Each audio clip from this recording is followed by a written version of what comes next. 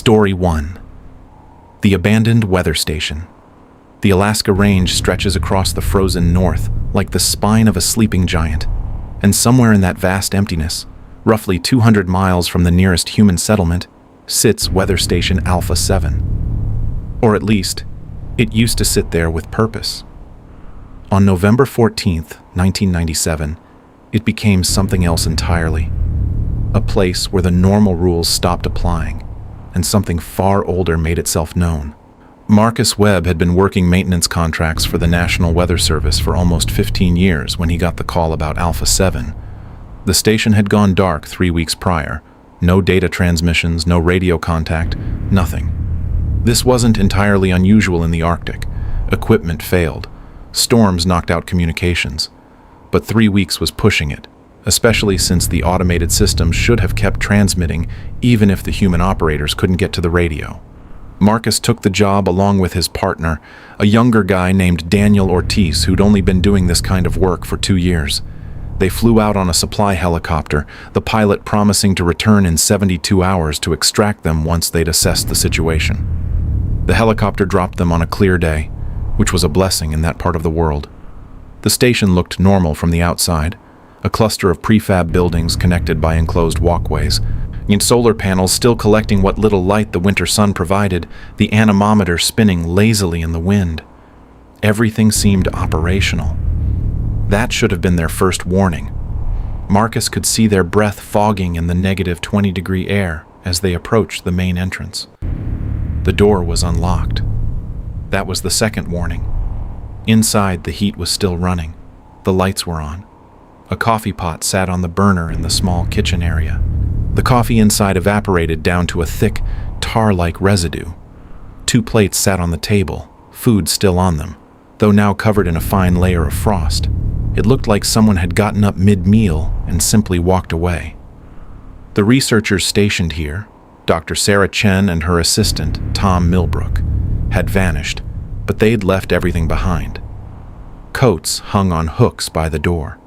Boots sat in neat pairs. Marcus checked the sleeping quarters and found both beds unmade, with personal photos still tacked to the walls, laptops sitting open on desks. Daniel found the log first. It was a physical notebook where the researchers recorded daily observations, backup to the digital systems. The entries started normal enough. Wind speeds, temperature readings, barometric pressure, the usual data. But about 2 weeks before the station went silent, the tone changed. Dr. Chen had written, "Heard footsteps outside the perimeter at 0230 hours. Tom insists it's ice settling or wind-blown debris, but the pattern was too regular, too deliberate. We'll investigate in morning." The next day's entry found nothing. No tracks, no disturbance in the snow, but we both heard it again last night. Same time, same pattern, like someone walking a circuit around the station. The entries became shorter, more fragmented over the following days. Third night, same footsteps. We're 200 miles from anyone. When this doesn't make sense. Then, Tom sealed the outer door to the storage unit. Says he saw something moving past the window, but when we checked, nothing. No tracks. I'm starting to think the isolation is getting to us. And then, 5 days before the transmission stopped. It's not isolation. We both see it now. Something walks around the station every night. It stays just beyond the light. When we try to look directly at it, it stops moving. But we can hear it breathing. God help us. We can hear it breathing against the glass. Marcus felt his skin crawl as he read the final entries. Tom refuses to sleep. He's watching the monitors constantly. Whatever is out there, it's learning. Last night it knocked on the door, 5 knocks. Then it repeated Tom's voice from earlier in the day, asking me to let him in, but Tom was standing right next to me. We didn't open the door. The second to last entry was barely legible. It knows our schedules. It knows when we make coffee, when we eat, when we sleep. This morning I found my own footprints in the snow leading away from the station, but I never went outside. Tom is convinced we need to leave, but the supply helicopter isn't due for another week, and the radio... The entry stopped mid-sentence. The last page contained only one line, written in what looked like a shaking hand. Check the video logs. Camera 4, don't watch it alone. Daniel was already at the computer station, pulling up the surveillance footage. The station had 4 exterior cameras covering the perimeter. Marcus wanted to tell him to wait, to maybe not watch it at all, but he knew they had a job to do. They needed to know what happened. Daniel found the folder labeled with the date of the final log entry and clicked on camera 4. The footage showed the north side of the station at night, illuminated by floodlights.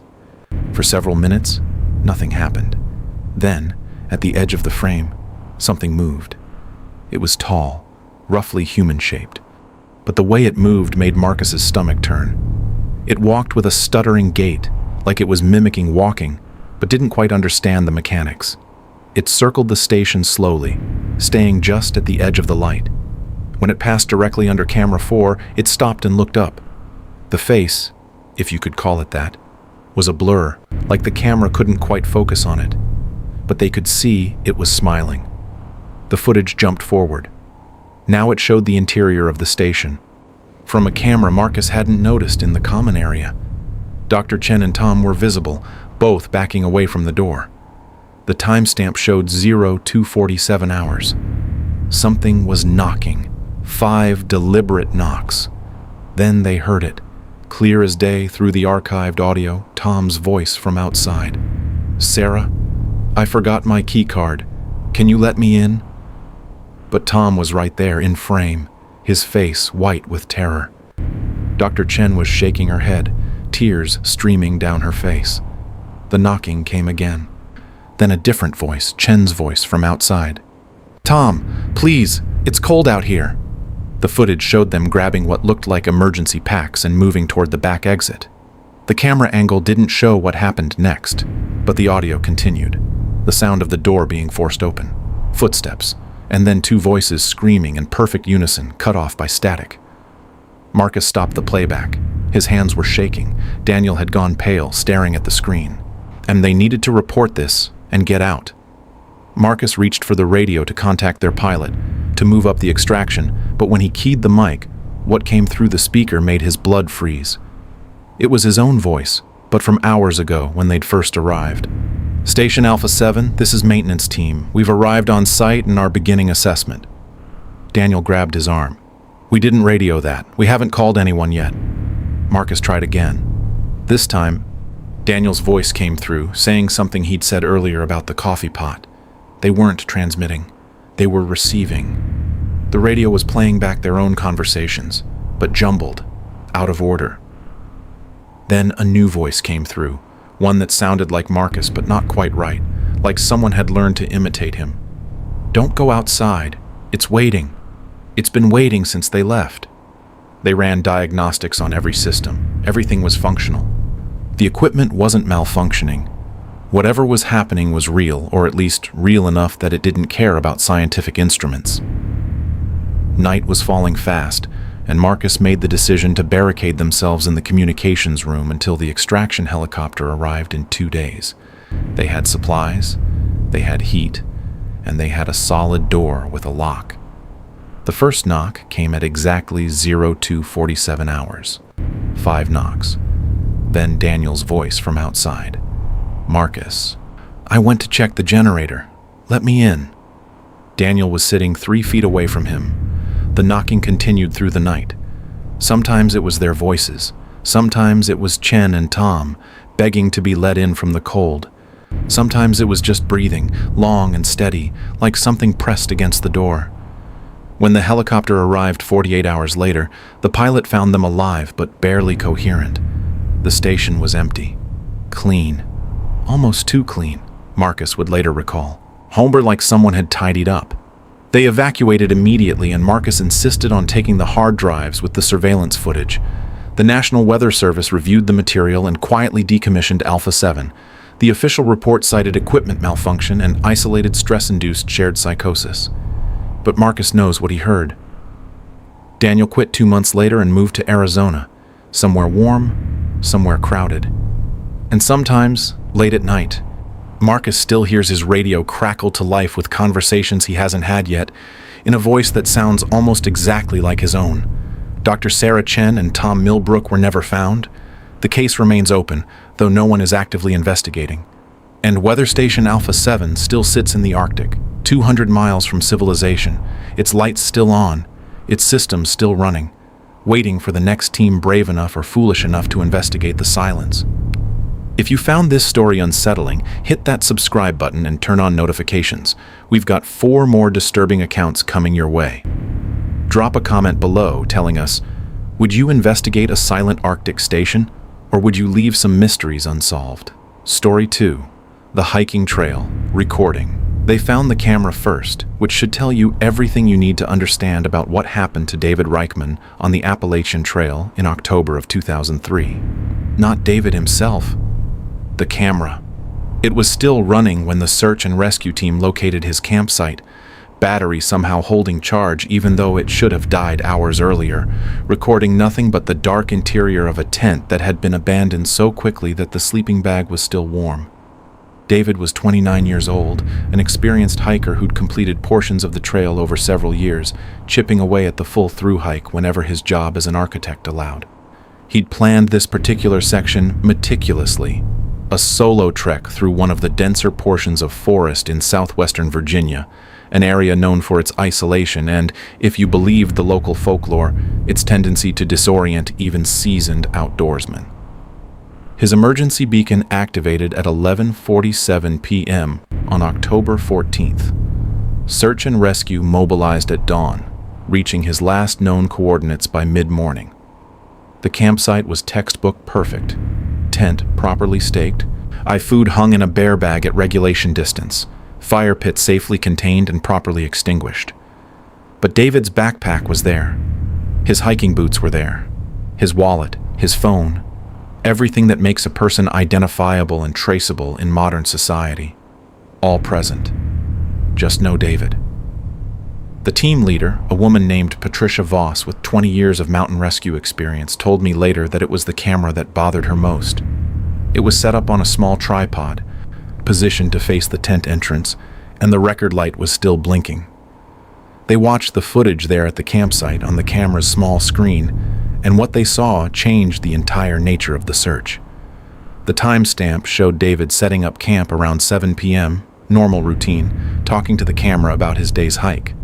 He made dinner, complained about a blister, discussed his route for the next day, standard vlog material. Then, around 9:30, he stopped mid-sentence. His head tilted, listening. The audio picked it up clearly. A child crying, somewhere in the woods, not close, but not far either. A high, keening wail that rose and fell with disturbing regularity. Patricia told me that everyone on the rescue team felt it in their gut immediately. You don't hear children crying in the middle of the Appalachian wilderness at night. You just don't. On the video, David's face showed the same conflict they all felt. The logical knowledge that this was wrong, and the deep human instinct to help a crying child. He sat there for almost 10 minutes, listening, clearly debating. The crying continued, never getting closer, never fading. Finally, he made his decision. He picked up the camera, kept it running, and headed into the woods. The footage that followed was almost unwatchable. Not because of gore or violence, but because of the creeping wrongness of it all. David walked through the forest, his flashlight beam bouncing, more of the crying always ahead of him, always just out of reach. He called out several times, "Hello? Are you hurt? I'm here to help." No response except that continuous crying. The forest around him grew denser, the trees pressing closer. Patricia said she noticed immediately that David wasn't marking his trail, wasn't paying attention to landmarks, just following that sound deeper and deeper into unmarked territory. About 40 minutes into his walk, the crying stopped. Just cut off mid-wail. David stopped too, breathing hard, swinging his light around. The silence on the recording was absolute. No wind, no animals, no insects, nothing. That's when his voice changed, took on an edge of panic. "Okay, this was stupid. I'm heading back." But when he turned around, The beam of his flashlight caught something that made him freeze. There, carved into a tree at roughly chest height, was an arrow. He approached it slowly, and the camera captured the detail. It wasn't fresh. The bark had grown around the edges of the cut, suggesting it had been there for years. But it pointed deeper into the woods. David did the smart thing. He turned 90 degrees and started walking perpendicular to the arrow, trying to find his way back by dead reckoning. 20 minutes later, his flashlight found another tree, another arrow. Same weathered appearance, same chest height, pointing the same direction. He started running then, crashing through undergrowth. And the camera bounced wildly, but the audio was crystal clear. He was muttering to himself, "This is impossible. I've been walking straight. This is impossible." The third time he found the arrow, it was carved into the same tree. He knew it was the same tree because he'd broken a branch near its base during his first pass. The broken branch was there, fresh sap still gleaming in his flashlight beam. He'd walked in a circle, except the terrain didn't allow for it. Since the ground had been sloping upward the entire time he'd been moving. That's when he saw the other items. The camera panned across them as David's flashlight swept the area. Old camping equipment scattered around the base of that tree. A rotted backpack from maybe the 70s based on the style. A rusted canteen. What looked like a leather boot so deteriorated it was barely recognizable. And newer things too. A GPS unit from the late 90s. A cell phone from the early 2000s. A fleece jacket with a Park Service patch that couldn't have been more than 5 years old. David's breathing had become ragged, panicked. He spun in a circle, and the camera caught glimpses of more trees, more arrows, all pointing inward toward this spot. He started to speak, addressing the camera directly. "If anyone finds this, I'm in the Virginia section. Coordinates should be..." He stopped. The crying had started again. But this time, it wasn't a child. It was his own voice, calling for help, from at least 3 different directions simultaneously. Each voice perfectly matched his cadence, his tone, even the edge of panic that was in his voice right then. The footage showed him running, no direction, just away. The camera bounced and jerked. Branches whipped past, and then he stopped so suddenly the camera nearly fell from his grip. There, directly ahead, illuminated by his flashlight, was his tent, his campsite. He'd somehow looped back. Except when he approached, he saw his sleeping bag through the open flap, saw his cooking pot still sitting on the extinguished fire, but there was his camera too, the one he was holding, sitting on its tripod, pointed at the tent, recording. For a long moment, David just stood there. The audio picked up his whispered confusion. "That's not possible. I have the camera. I'm holding it." But there it was, an exact duplicate, record light blinking. He reached out to touch it, and the moment his fingers made contact, the crying sound erupted from everywhere at once. Not just his voice anymore, but dozens of voices, hundreds maybe, all screaming for help in perfect unison. The camera fell. The footage showed ground, leaves, the side of the tent. Audio continued for another 30 seconds. Footsteps running, David's voice screaming, and then those other voices, all of them, laughing with the sound of the wind through dead trees. Then static. When the rescue team found the camera, the footage ended there. But the camera had kept recording static for another 6 hours until they arrived. They found David 2 miles from the campsite, 3 days later. He was alive, which was miracle enough. Hypothermic, dehydrated, but alive. He was sitting at the base of a tree, unresponsive, eyes open but seeing nothing. The medical team stabilized him, got him to a hospital. Physically, he recovered. Mentally, he never came back. Not really. He's in a long-term care facility now, outside Richmond. I visited him once, 2 years after the incident, doing research for a book on missing persons cases. He was sitting in a recreation room, drawing on a piece of paper with colored pencils.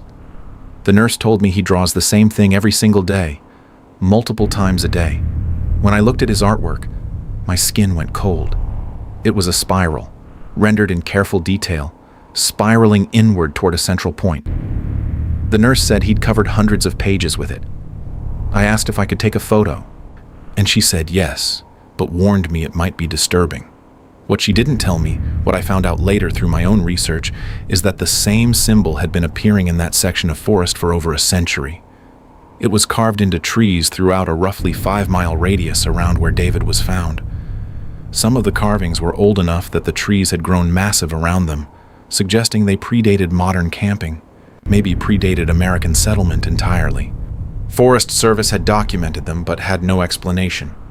Local indigenous groups, when asked, said their ancestors had warnings about that area, about a place where the forest circled back on itself, where voices came out of the earth to lead travelers astray. 17 people have gone missing in that section of the Appalachian Trail since 1950. That's not officially acknowledged. The number is stitched together from missing persons reports across multiple jurisdictions. 4 of them were found alive but catatonic, like David. The rest were never found at all. The trail still runs through there. It's not closed. There are no warning signs, just trees and silence, and, if you're there at the right time, the sound of something crying in the dark, waiting for someone compassionate enough or foolish enough to follow. Don't forget to like this video if you're enjoying these disturbing accounts. We're only on story 2, and trust me, on the next 3 we'll keep you up tonight. Comment below if you've ever experienced something unexplainable while hiking alone. Story 3. The Lookout Tower. Fire lookout towers exist in a space between civilization and wilderness that few people ever experience. They're usually accessible only by hiking trail or Forest Service road, staffed by a single person for months at a time, perched high above the tree line with nothing but windows and silence for company. The job attracts a certain type of person, someone comfortable with isolation, someone who can handle the weight of their own thoughts without other humans around to distract from them. Jennifer Haskell was exactly that type of person, which is why what happened to her in the summer of 1989 in a lookout tower in Montana's Bob Marshall Wilderness is so deeply unsettling. Jennifer was 34 years old, a former park ranger who'd switched to lookout duty specifically because she wanted the solitude. She'd done 2 summers previously without incident, stationed in different towers, and had volunteered for the most remote posting available, Tower 17, accessible only by a 8-mile hike from the nearest Forest Service road, perched on a granite outcropping with views stretching 50 miles in every direction. Her supervisor, a man named Carl Morrison, later said she was the most competent operator he'd ever worked with. Calm, observant, meticulous in her reports, which is why he didn't immediately dismiss her when the radio calls started getting strange. The first call came 3 weeks into her 6-month posting. It was mid-July, the height of fire season, and Jennifer radioed in as scheduled for her evening check-in. She reported normal conditions, no smoke, no concerns. Then, just as she was about to sign off, she added, "Carl, something's been climbing my tower at night. I'm probably being paranoid, but I thought I should mention it." Carl asked the obvious questions. Bear, mountain lion, what did she think it was? Jennifer paused before answering. "I don't know. It sounds like footsteps. On the stairs. Metal stairs don't make noise when animals climb them. This sounds like boots." Carl suggested she was hearing thermal expansion, the metal cooling and contracting at night. It was a reasonable explanation. Jennifer accepted it, but Carl noted that she didn't sound convinced. The next few check-ins were normal. Then, 2 weeks later, another call. This time Jennifer's voice had a different quality, tighter, more controlled. "It's been every night for the past 6 nights. Always at the same time. 3:47 a.m. I've timed it. Whatever it is climbs about halfway up the tower, then stops. It stays there for maybe 10 minutes, then climbs back down. Carl, I can hear it breathing." This was more concerning. Carl asked if she wanted early extraction, if she felt unsafe. Jennifer said no, not yet. She was going to set up some deterrents, make noise, keep her radio on. She was ex-military, Carl remembered. She could handle herself. He told her to check in daily instead of every 3 days. And she agreed. The next call came right on schedule. Jennifer reported that she'd locked every entrance, secured every hatch, even the floor panel that opened to the storage level below. The climbing sounds had continued. She'd started sleeping in shifts, catnapping during the day. The calls continued for another week, each one revealing a woman slowly fraying under pressure she couldn't understand. She described hearing the footsteps getting higher on the tower, reaching the platform level where the cabin sat. She described the sound of hands. She was sure they were hands, running along the metal railing that circled the cabin. She described the breathing, always the breathing, pressed up against the windows, but when she turned on her spotlight, nothing. Empty platform. No disturbance in the dust she'd spread as an early warning system. Then came the call that made Carl start organizing an early extraction team. Jennifer's voice was barely above a whisper, and he had to ask her to repeat herself twice. "Carl, I saw it. I finally saw what's been climbing my tower." Long pause. "It looked like me. Same height, same build, same clothes. But it moved wrong, like someone wearing a person suit who doesn't quite understand how joints work. It was at the window, looking in, and Carl, it was smiling. Not a human smile. Too wide. And its eyes, they didn't blink right. The lids went side to side. Carl told her he was sending a helicopter at first light, weather permitting. Jennifer said no. Her voice had changed again, gone flat and distant. "I need to understand what this is. I need to know if I'm losing my mind or if this is real. I'm setting up my camera tonight. I'll have proof one way or another." Carl argued with her for 20 minutes, but she was adamant. She promised to check in at dawn. He didn't sleep that night. The dawn check-in never came. Carl tried raising her on the radio every 15 minutes. Nothing. By noon, he had a helicopter in the air with 2 Rangers aboard. They reached Tower 17 by early afternoon. From the air, it looked normal. The cabin intact, the windows unbroken, no signs of struggle or damage. They landed at the base and hiked up to the tower platform. The door was locked from the inside. They called Jennifer's name. No response. They had a master key and used it. The cabin was empty. The place showed clear signs of habitation. Jennifer's sleeping bag on the cot. Her books stacked neatly, her weather instruments all functioning and recording data. Her personal items were there, her backpack, her hiking boots by the door. The camera she'd mentioned was set up on a tripod, pointed at the windows, still recording. But no Jennifer. They searched the entire tower, every level, every storage compartment. They searched the surrounding forest. Nothing. What they did find made Carl's blood run cold. Muddy footprints covered the interior of the cabin. Not on the floor, they expected that. On the walls, on the ceiling. Human footprints, bare feet, tracking mud in impossible directions as if gravity meant nothing. The mud was still wet. They reviewed the camera footage right there in the cabin, and what they saw defied explanation. The timestamp showed it starting around 3 a.m. Jennifer was visible, sitting on her cot, clearly exhausted, clearly terrified, but determined. At 3:47 exactly, the sound started. Footsteps on the metal stairs, loud and clear on the audio. Jennifer stood up, moving to the center of the cabin where she could see all the windows at once. The footsteps reached the platform. Then, visible through the window behind Jennifer, something rose into frame. Carl described it to me years later, and his hands were shaking as he spoke. It was Jennifer, or a perfect copy of her, wearing the same flannel shirt, the same jeans, but it moved in that stuttering, learning way that real Jennifer had described. It pressed its face to the glass, and yes, the smile was too wide. The eyes blinked sideways like a lizard. Real Jennifer was staring at it, frozen. The thing outside raised its hand and knocked on the glass. 5 slow, deliberate knocks. Then it spoke. The camera audio picked it up clearly. It was Jennifer's voice, perfect in every way. "Let me in. I'm so cold out here. Please, Jenny, let me in." Real Jennifer was shaking her head, tears streaming down her face. The thing outside started circling the cabin, always visible in one window or another, always knocking, always pleading in Jennifer's own voice. This went on for almost 20 minutes. Then it stopped. disappeared from all the windows simultaneously.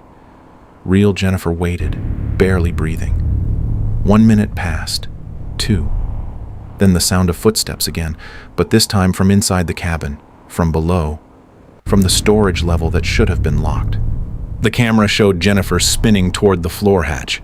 It was closed, locked. But the footsteps were getting closer, climbing up through the interior stairs that shouldn't exist because there were no interior stairs, just a ladder access. Jennifer ran for the door. The camera captured her fumbling with the lock, finally getting it open. She looked back once, and the angle of the camera caught what she was seeing. The floor hatch was opening. Something was emerging, pulling itself up through the opening. It was her again, another copy, this one covered in mud, grinning that impossible grin. Jennifer ran out onto the platform. The camera angle didn't show what happened next, but the audio continued. Footsteps running, Jennifer's voice screaming, then another voice, identical to hers, saying calmly, "It's okay. I understand now. You can rest. I'll take it from here." 2 sets of footsteps, then 1, then silence. The camera recorded static and silence for 11 more hours until the rescue team arrived. They never found Jennifer Haskell. The search continued for weeks, expanding to a 50-mile radius. Bloodhounds found nothing. Helicopters with thermal imaging found nothing. It was as if she'd simply ceased to exist. The tower was decommissioned. The Forest Service said it was due to budget cuts, but Carl knew better. They couldn't explain what happened, so they erased the location from official duty rosters. But here's the thing that Carl told me, the thing that kept him awake at night for years afterward. 6 months after Jennifer disappeared, a woman matching her exact description was spotted at a ranger station 200 miles south. She walked in, requested a trail map, thanked the ranger on duty, and left. The ranger swore it was Jennifer. Same face, same voice, same small scar above her left eyebrow. They pulled security footage.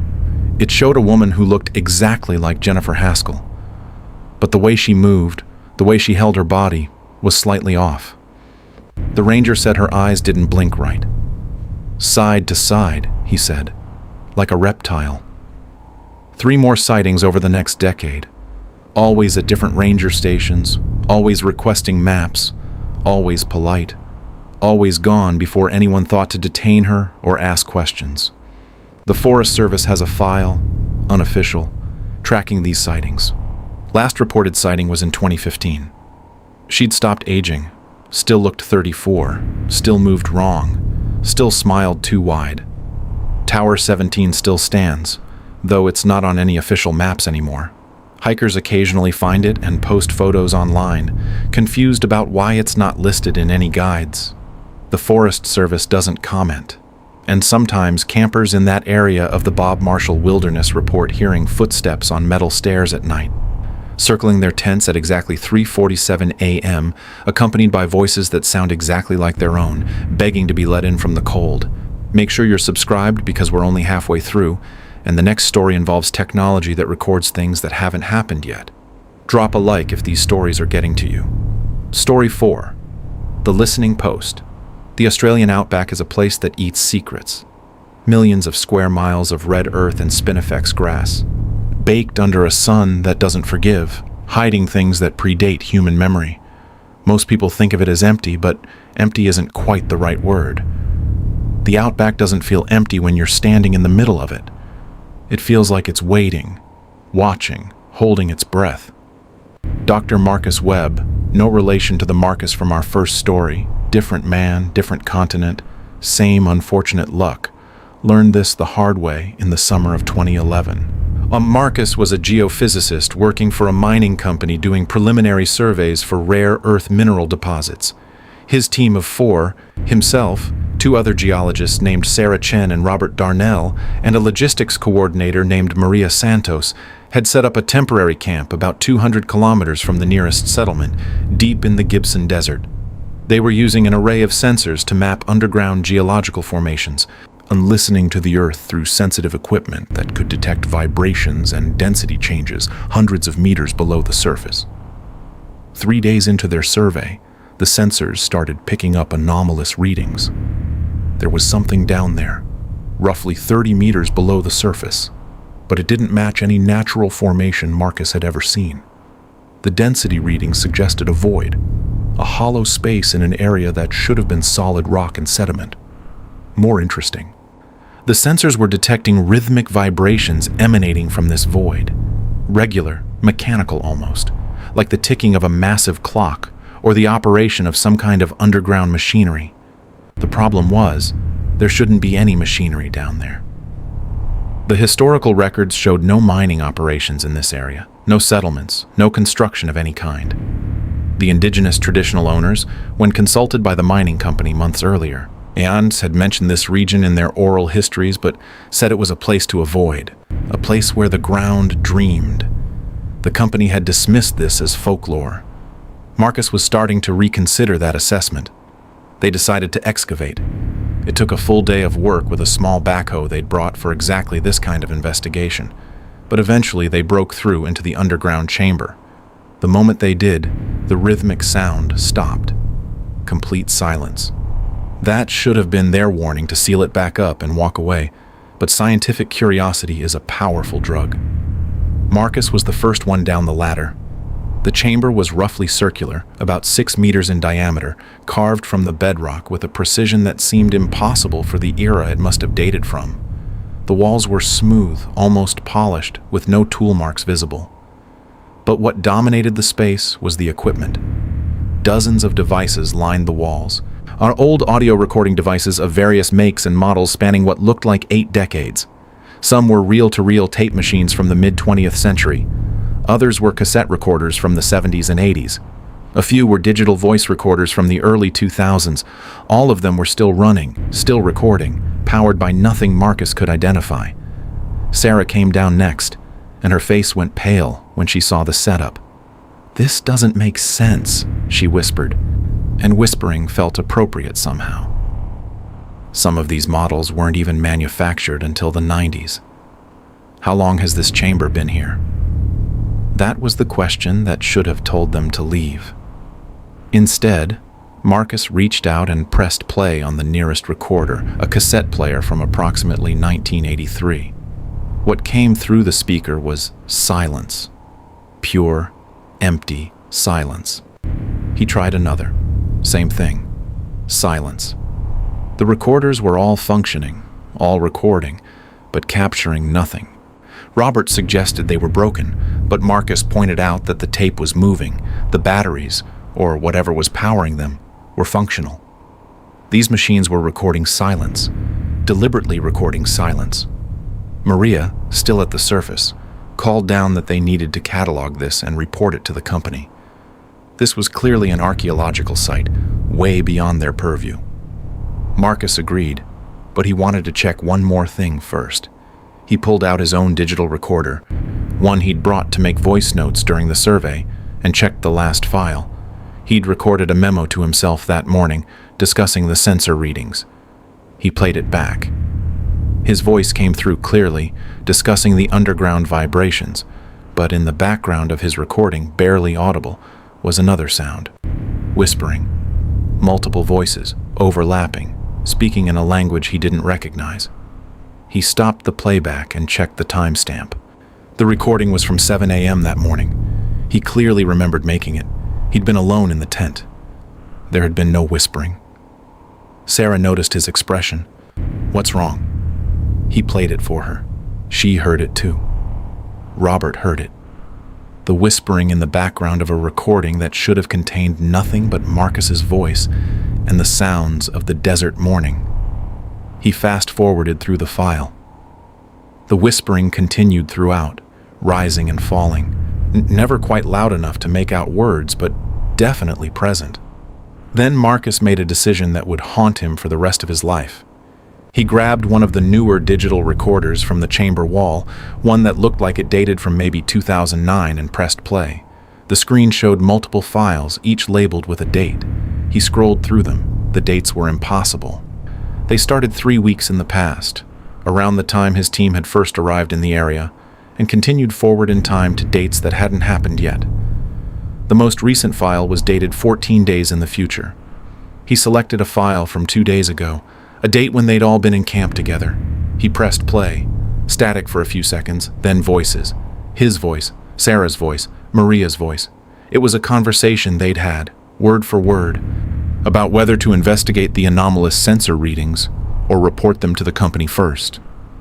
The recording was perfect, crystal clear, capturing a conversation that had happened inside their tent at dinner time. But there had been no recording device in the tent. This recorder had been 30 meters underground, sealed in a chamber that hadn't been opened in decades at minimum. Sarah grabbed his arm. "Turn it off.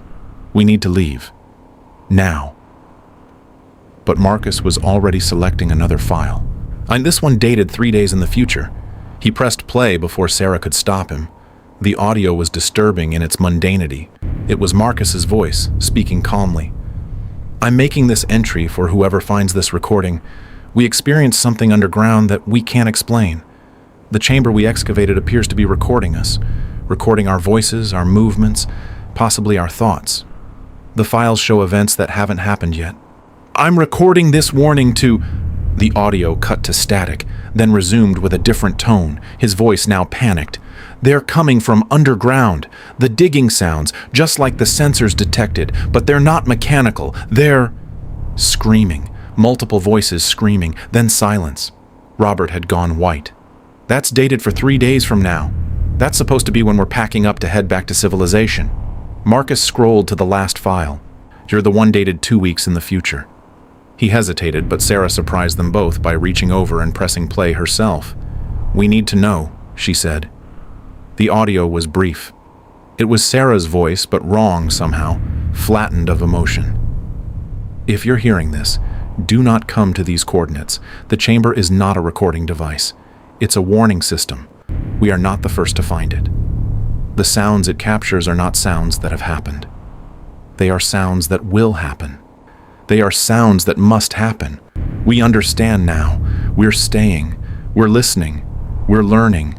The ground dreams, and we dream with it." The file ended. They got out of the chamber fast, all 3 of them scrambling up the ladder like something was chasing them. But nothing was. Nothing physical, anyway. At the surface, Maria immediately noticed something was wrong. "You were down there for 2 hours," she said. Marcus checked his watch. They'd been underground for maybe 20 minutes by his count. Everyone's watch agreed with his except Maria's, and she'd been at the surface the whole time. 2 hours had passed for her, 20 minutes for them. Time was doing something strange near that chamber. Marcus made the call to evacuate immediately. They didn't even pack up all their equipment properly, just grabbed essentials and started the 200-kilometer drive back to civilization. The plan was simple. Get to the nearest town, report everything to the authorities, let actual archaeologists or whoever handles this kind of thing deal with it. They drove in shifts, making good time despite the rough terrain. They were roughly 40 kilometers from their camp when Robert and Sarah, who were riding in the supply truck behind the main vehicle, disappeared. Marcus and Maria didn't realize immediately. The vehicles were in radio contact, but they'd fallen into silence. Both crews focused on the drive. When they stopped for a scheduled break 2 hours later, the truck wasn't behind them. They radioed. No response. They drove back along the route. No sign of the truck. No tire tracks leaving the path. The desert stretched empty in all directions, and the supply truck with Robert and Sarah inside had simply ceased to exist. They made it to the nearest town by nightfall. Marcus reported everything to local police, who were skeptical but organized a search. They found the truck 3 days later, 60 kilometers from where it should have been, in a section of desert the route didn't pass through. The vehicle was idling, doors open, keys in the ignition. No sign of Robert or Sarah. Their personal belongings were inside. Their phones were there, but they were gone. The strange part, the part that made the police investigation go cold, was what they found on the truck's front seat. 2 digital recorders, the same make and model as the ones from the underground chamber. Both were recording. Both contained files. Marcus was brought in to identify them. He recognized the devices immediately. These had been in the chamber. They'd left them down there. The files on these recorders started from the day they'd arrived at the campsite and continued forward to dates 3 weeks in the future. The police played some of the files. Marcus and Maria listened to recordings of their drive to town and conversations they'd had, word for word, captured perfectly despite the recorders supposedly being 60 kilometers away underground. Then they played a file dated for that evening, the very night they were listening. It was Sarah's voice, calm and distant. "Marcus, Maria, please don't look for us. We found what the chamber was protecting. We found where the sounds come from. We're going deeper. The ground has been dreaming for a very long time, and it's almost ready to wake up. When it does, you'll hear it. Everyone will hear it. The recorders are just the beginning. They're not recording the future. They're remembering it. The difference matters. We understand now." The file ended. Marcus looked at the timestamp on the recorder. The file had been created 5 minutes ago while they were sitting in the police station. Neither Sarah nor Robert was anywhere near them. No one has seen them since. The mining company sealed the survey site and declared the entire region unsuitable for development. The coordinates were quietly removed from geological databases. The chamber, as far as official records show, was never found. But Marcus knows it's still there. And sometimes, late at night, his phone will buzz with a new audio file, sender unknown. It's always his own voice, speaking about things that haven't happened yet, discussing decisions he hasn't made, describing places he hasn't been. The files are always accurate, always. He's learned not to listen to them, but he can't bring himself to delete them either. Because somewhere in that vast red desert, the ground is still dreaming, and the recorders are still running, capturing sounds from a future that insists on becoming real, whether anyone wants it to or not. Hit that like button if you're still with me. We've got one more story to go, and it might be the most disturbing of all. Comment below and let me know if you'd listen to a recording of your own future if you had the chance.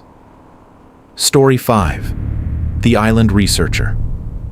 The Hebrides are a scattered chain of islands off the west coast of Scotland, places where the wind has teeth and the sea has memory. Most of the islands are inhabited, small communities living lives shaped by weather and isolation. But some islands are too small, too remote, too unwelcoming for permanent settlement. These are the ones that researchers love, uninhabited laboratories where nature operates without human interference. Dr. Elizabeth Marsh understood this when she proposed her seabird population study in the spring of 2006. What she didn't understand was that some islands are uninhabited for reasons that have nothing to do with convenience. Elizabeth was a marine biologist, 31 years old, specializing in seabird ecology. Her proposal was straightforward. Spend 3 months alone on Isle an Dubh, a small, uninhabited island measuring roughly 1 kilometer in length, monitoring the breeding patterns of rare Atlantic puffins and storm petrels. She'd done solo fieldwork before, in Iceland and the Faroes, and she had all the proper certifications for wilderness survival and emergency response. The Scottish Wildlife Trust approved her proposal with the understanding that a boat would check on her every 2 weeks, delivering supplies and extracting her at the end of the study period. She was dropped off on April 15, 2006, with 3 months' worth of supplies, research equipment, and a satellite phone for emergencies. The boat captain, a local man named Duncan MacLeod, who'd been running these waters for 40 years, helped her set up her tent and establish her base camp on the island's eastern shore, the most sheltered spot available. Before leaving, Duncan mentioned casually that the island had a Gaelic name that predated Isle an Dubh. In the old language, it had been called something that roughly translated to the place where things return. Elizabeth asked what that meant. Duncan shrugged, said it was probably just folklore about seabirds coming back to nest, and wished her luck. The first 2 weeks went exactly according to plan. Elizabeth established observation points, set up camera traps, began documenting the seabird colonies. But her journal entries from this period are textbook field research, methodical, detailed, scientific. She noted weather patterns, tide schedules, and bird behaviors. She was meticulous about everything, which is why what she wrote on May 1st stands out so starkly. Found something impossible today. Need to investigate further before I report it. Don't want to sound insane. The next entry provides context. There's another camp on the island, on the western shore opposite my location. I found it during my survey circuit. It's a tent identical to mine, same brand, same color, same configuration. Inside I found research equipment, My research equipment, same serial numbers, same field notebooks, same handwriting. But the dates in the logbook are wrong. They start 3 months from now. The handwriting is mine. I compared it to my own entries. Perfect match. The last entry is dated 3 months in the future, and it describes finding my camp, reading my journal. This isn't possible. Someone is playing an elaborate prank. But who? I'm alone out here. Elizabeth was a scientist. She approached the situation methodically. She photographed everything in the second camp, documented every detail, checked and rechecked the equipment serial numbers. Everything matched her gear exactly, down to small details like a specific scratch on her binoculars case. But the dates were all wrong, pushed forward into the future. She radioed the Wildlife Trust on her satellite phone. They confirmed no other researchers were on the island. They suggested equipment theft, though they couldn't explain how someone would have stolen her exact gear while she was still using it. The journal entries became increasingly disturbed over the following days. I've been watching the other camp through binoculars. I swear I saw someone moving around in there this morning, just after dawn. Same height as me, same build. Wearing my spare fleece jacket, I hiked over there at noon. The camp was empty, but there was fresh coffee in the pot, still warm. A new entry in the field notebook, dated for yesterday, describing how she watched me from the eastern shore at dawn. The entry describes my clothing perfectly, what I was actually wearing yesterday. I'm starting to understand why this island is uninhabited. May 10th. It's not staying in the camp anymore. I saw her last night, saw myself walking the perimeter of the island. I tracked her movement from my tent. She maintains exactly 100 paces distance from me at all times. When I move toward her, she moves away. When I sit still, she circles. I called out to her. She didn't respond, just kept walking, kept circling. Her movements are slightly wrong, like she's learned to walk by watching someone else and is still practicing. I've stopped sleeping properly. I need to understand what this is. The Wildlife Trust, reading these entries later, noted that Elizabeth's handwriting remained steady and controlled throughout this period. Whatever she was experiencing, she was documenting it with scientific precision, even as the content became increasingly bizarre. She photographed the second camp repeatedly, and the photos clearly show a setup identical to hers. The Trust had no explanation. May 15th, on 2 weeks into the anomalous events. I've decided to approach her. Whatever she is, I need to understand. I've been treating this like a threat. But what if it's something else? What if this island does something to time or perception or reality itself? The old Gaelic name, the place where things return. What if that's literal? What if the island is showing me something that hasn't happened yet, or has already happened? I don't know anymore. I'm going to walk directly toward her tonight. I need to see what happens when we actually meet. That was the last standard entry. The next page was different. The handwriting had changed, not dramatically, but enough to notice. It was still clearly Elizabeth's hand, but the letter formations were slightly more deliberate, the spacing more mechanical, as if someone was carefully imitating rather than naturally writing. I am Elizabeth Marsh. I arrived on this island 3 months ago. Today I found the other camp, the one that claims to be from my past. The woman who set it up looks exactly like me. She's been watching me from the eastern shore. She doesn't understand yet, but she will. The island doesn't show you the future. It shows you the choice. There are 2 versions of every researcher who comes here. The one who leaves and the one who stays. I've chosen to stay. I need to understand what this place is, what it's trying to tell us. The one who leaves will be found someday, and she'll tell a story about having been here, about having seen me. But I'm the real one. I'm the one who had the courage to stay. I'm still here. I'm still researching, and I'm learning things about time and identity that will change everything we understand about consciousness. The entries continued in this altered handwriting for several more pages, becoming increasingly abstract. She's trying to approach me now, the one from the past. She thinks she's coming toward her future self. She doesn't understand that she's already made the choice. By being here, by reading this, she's already decided to leave. That's the split. The moment you find the other camp, the island decides which version you'll be. I am the one who stays. She is the one who leaves. But we're both real. We're both Elizabeth Marsh. The island returns things by splitting them. The journal ended abruptly mid-sentence. If you're reading this, check every page carefully. Compare the handwriting. One of us is... Nothing more. The sentence just stopped. Elizabeth's scheduled extraction was May 20th.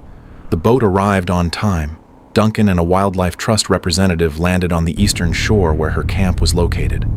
The camp was there, tent, equipment, supplies, everything neat and organized. Elizabeth was not. They searched the entire island. They found the second camp on the western shore, also empty, also showing signs of recent habitation. They found her journal with its disturbing entries and the abrupt change in handwriting. They never found Elizabeth. A formal search and rescue operation was launched, involving helicopters and boats and trained personnel. The island measured only 1 kilometer in length. There was nowhere to hide. The waters around the island were searched for signs of drowning. Nothing. Elizabeth Marsh had simply ceased to exist on that island, leaving behind 2 camps, one journal with 2 distinct handwriting styles, and hundreds of photographs documenting an impossible situation.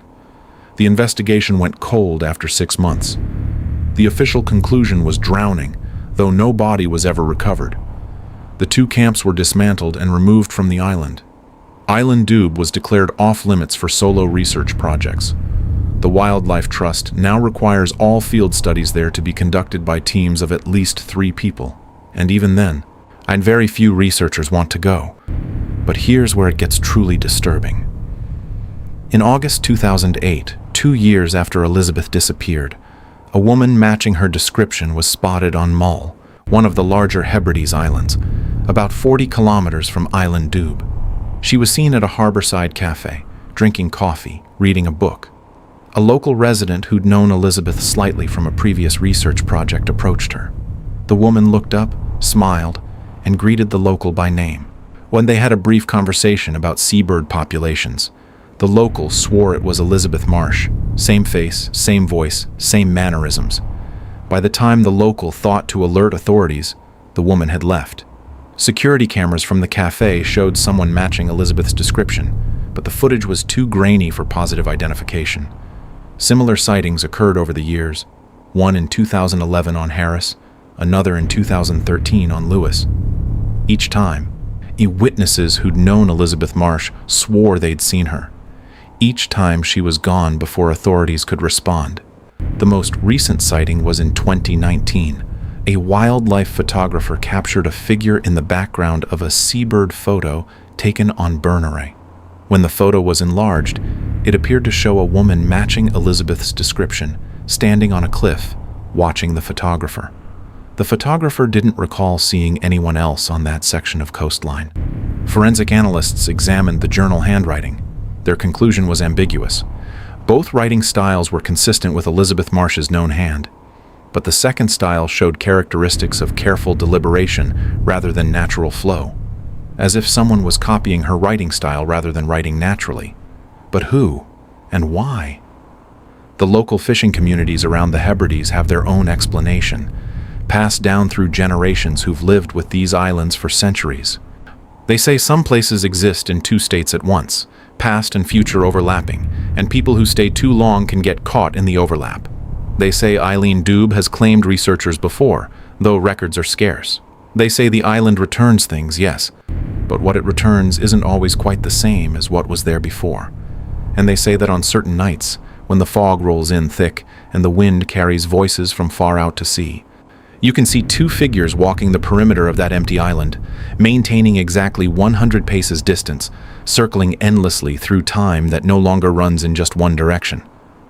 Elizabeth Marsh's parents still hold out hope she's alive somewhere. The Wildlife Trust maintains her case as an open missing persons file. And researchers who study isolation and psychological stress in extreme environments sometimes cite her case as an example of how the mind can fracture under the weight of complete solitude. But none of them can explain the second camp, The future-dated journals, or the woman who looks like Elizabeth Marsh who keeps appearing and disappearing across the Hebrides like someone caught between decisions, between versions of herself, between staying and leaving. The island is still there, or still uninhabited, still waiting for the next researcher brave enough or curious enough to spend 3 months alone on its shores.